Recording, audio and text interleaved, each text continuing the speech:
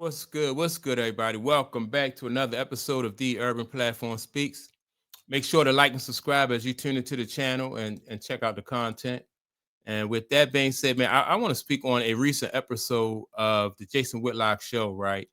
Where Jason Whitlock basically says that, let me see what the title was, Michael Jordan proves LeBron James is the most destructive force in the league, right? And I don't agree with LeBron James being the most destructive force in the league. And so some of what Jason Whitlock says, I'm gonna play his comments, his take on the situation. Then I'm gonna come back and I'm react to it. But I definitely don't think that LeBron James is the most destructive force in the league. But with that being said, man, I'm gonna play this and then I'm gonna come back and give my take. Loved and I venerate and celebrate Michael Jordan. But I think we're overdosing on Michael Jordan. He's become what I would affectionately call the Black Shadow. And that's a playoff. Remember, there was a TV show called The White Shadow. This fictional basketball player, Ken Reeves, that's coaching a high school basketball team in Los Angeles in the hood. White guy, they call him the White Shadow. Jordan is the Black Shadow that hovers over the NBA like a dark cloud. All right, let me even push back on that right away, right? Michael Jordan don't usually come out and speak. Just imagine if Mike was as vocal as like Kobe Bryant. You know, Kobe was everywhere. Magic is everywhere. Bird is everywhere. Like Mike rarely comes out. And then so soon as Mike come out and he give two interviews and not even, just speaking about the game in general, nobody specific or no team specifically. So I gotta push back on that. How can you overdose on Mike when Mike really never says anything? He definitely not in a position where he's like getting overexposed, because you can say that about somebody like Stephen A. Smith. You got Stephen A. Smith in the course of a day, he gonna be on three different sports shows. Michael Jordan, 3 minutes a week, 3 minutes a week. He talk about, he give his insight on a specific topic. So far it's really 6 minutes, two different episodes, right? But let's listen to what the rest of Jason Whitlock, what he has to say. And he's a constant reminder of how things suck right now. And you really don't need that if you're the NBA. This constant throwback to Jordan in the good old days, and this constant reminder, like, man, these athletes today, they're lazy, they don't play as hard, and so they had a conversation last night with Michael Jordan about load management, and that's really the post-game conversation from decent night of NBA players to play at the start of the season, NBA on NBC. They're doing a nice job. But the highlight is, hey, man, how can Jordan remind us that this era sucks in comparison to his era? And they did it again last night. Let's watch Michael Jordan's 3-minute half. See, I don't think that Mike is there to remind us that the league is sucking. I think Mike's job is to remind us of how the game can be played. And when if you want somebody to reach excellence, then you have to demonstrate excellence to them. Like, who else could you hold up as an example of excellence than a guy who was, a lot of people feel like he was the GOAT. Like, you would do the same thing in football. Like, you want to hear from Tom Brady, because of the 7 Super Bowls, then the way he played the game and the passion. You want to hear from Tom Brady. You want to hear from Ray Lewis. You want to hear from what's the quarterback name? Peyton Manning. You want to hear from those guys. You know, when you talk about that, it's a difference between talking to and no offense, it's a difference between talking to Peyton Manning, Tom Brady, and then talking to what's the guy named Pat McAfee. It's just and Pat McAfee is a professional athlete, but even it's levels to it. So you definitely want to, you want to hear from somebody like Mike, or somebody like Kobe. I don't know who else you would listen to. Appearance on the NBA post show or halftime show, pregame show. Let's watch the clip. The term load management has become such a hot button in the NBA. I know you were going to talk about that one. Because you played 80 games a lot. You played 82. What do you think of when you hear the term load management thrown around? It shouldn't be needed, first and foremost. I never wanted to miss a game because it was an opportunity to prove. It was something that I felt like, the fans are there to watch me play. I want to impress that guy way up on top who probably worked his ass off to get a ticket or to get money to buy the ticket. You really cared about the guy who sat in the top deck at the Palace in Auburn Hills to watch you when you came to Detroit? Yeah, because I know he's probably yelling at me, and I want to shut him up. He's calling me all kinds of names. I definitely want to shut him up. Right. You have it. All right, so let me, before Jason Whitlock get back, Michael Jordan wanting to play all 82 games is not like that was the norm. No player, it comes from like when being a kid, like when you playing Pop Warner ball or you playing AAU ball, like the love for the game, you didn't want to come out. People pouting, I have seen kids like the coach got to call a timeout to get the kid out the game.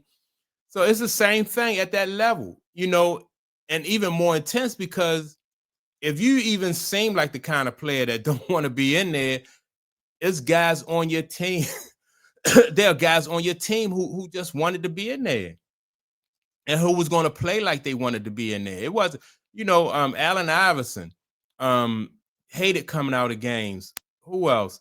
They even said that I heard what's the guy name? They said that, what was the guy name? Vince Carter came and he was 40 years old and didn't want to be taken out of the game. It's crazy, it's crazy that like you even have to talk about load management and coming out of the game. But Mike was not the only player that wanted. If you'd allowed back in the day in the 70s, the 80s, the 90s, and the early to the mid 2000s, man, those guys, man, didn't want to come out the game. They didn't want to come out. They would have played. Only, man, you had to have a talk with them guys before you cut their minutes. Jordan is hovering over the NBA, and I get why. This is not a criticism of Michael Jordan. It's really a criticism of Adam Silver and the executives and ownership in the NBA. They can't come up with a solution for what's wrong with the NBA. And so they're like allowing Michael Jordan and the media to mostly drive the discussion about what's wrong with the NBA. This is Adam Silver is the worst, the weakest commissioner I've ever seen in professional sports in my lifetime. He has no solutions. And so he's allowing their premier, because again, the NBA on NBC is now, to me, in the catbird seat. They're the top. They're what TNT used to be. Now that the TNT shows on ESPN, it's the NBA on NBC. And now they're using the greatest player of all time to basically subtly take a dump on the NBA. I just don't see it like that. Like I said, I see it as you want to hear from, like Kobe. I think if Kobe was still alive, and the thing about Kobe will call out players, by name, and then you really, I can see Kobe calling out people by names, especially if he see you doing something and the love and the respect that he had for the game. I can see him calling you out, and then if you call you out, you don't have you don't have a leg to stand on because what he's saying is true. And so, but what Mike is doing, I think is a little bit more subtle. He's going to tell you how the game should be played, and what's going to happen is I think a couple guys, that maybe Anthony Edwards, maybe Shea Gilgeous-Alexander, somebody is going to take heed to what Mike's saying. They're gonna play the way that Mike, used to play. They're gonna put that type of effort in, and they're going to separate themselves. I think it's going to be the kid from OKC. I think it's going to be Shea Gilgeous. I think he's going to separate himself, or it could be Anthony Edwards, or it could be the big boy Wembanyama, right?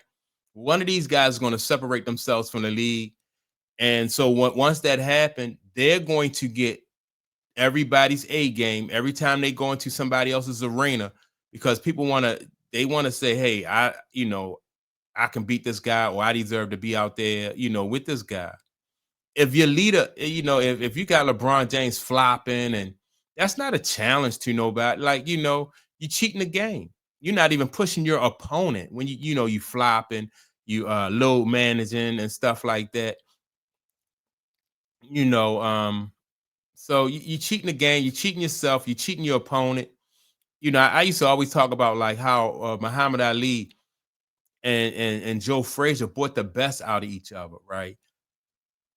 If Joe Frazier wouldn't have fought Muhammad Ali like that, that pushed Muhammad Ali. The way he fought him, those guys after those fights, they said they felt like they was going to, they was going to pass away because they beat each other so hard. And that's what you need. You need strong competition to bring out, like, I just heard Michael Cooper said that when they played against the Boston Celtics, and the Boston Celtics made them a better team. The Boston Celtics made the Lakers a better team because he said that iron sharpens iron, right? And he said it was no sharper iron in the league than the Boston Celtics. The Boston Celtics, like, before Magic and Bird era started, like, the Lakers never beat the Celtics. Never. So if you wanted to beat the Celtics, then you had to match their energy. You had to match their skill. You had to match their determination. You had to match, not only match, but you had to exceed, and so the Lakers would not have ever played to that level had they not had to, to face the Celtics. So I think Mike is going to hopefully inspire one of these, a couple of these young guys to step up. And you're going to have 2 or 3 guys around the league that's going to separate themselves, and then the rest of the league is going to follow suit. That player empowerment stuff that was going on, with LeBron James, really, you can't. That's like allowing your kids to run your household. When you are an adult, you're the person who work. You should be the person who, the adults should be the ones who set the tone in the house. So. I think it can easily be ironed out, in my opinion, just by the people who run the league set the tone and how things should go. If you can't play, 67, if you can't play 70 games a year, out of 82, somebody else take your. That's how they do it in football. Guys was getting concussions and still wanted to play. Not that you need to see that. But that just goes to show that ain't no guarantees. You take away them guarantees, and those guys are there, be out there.